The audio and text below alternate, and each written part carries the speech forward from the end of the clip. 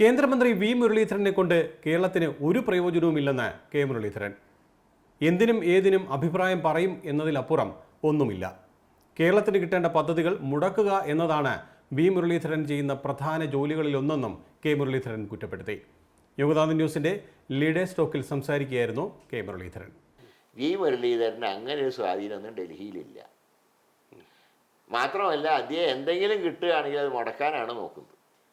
ഈ ക്യാബിനറ്റ് മന്ത്രിക്കുള്ള ഒരു അധികാരം സഹമന്ത്രിക്കില്ല.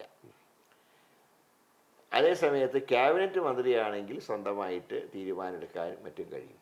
എന്നാൽ ചില സഹമന്ത്രിമാർക്ക് നല്ല പെർഫോമൻസ് കാഴ്ചവെക്കാൻ കഴിഞ്ഞിട്ടുണ്ട്. ഞാൻ രാഷ്ട്രീയമായിട്ട് എന്തൊക്കെ അഭിപ്രായ വ്യത്യാസം ഉണ്ടെങ്കിലും ശ്രീ ഒ രാജഗോപാൽ കേന്ദ്രമന്ത്രിയായിരുന്നപ്പോൾ കേരളത്തിന് കുറച്ച് കാര്യങ്ങൾ, റെയിൽവേ കാര്യങ്ങളിലൊക്കെ അദ്ദേഹത്തിന് ചെയ്യാൻ കഴിഞ്ഞു.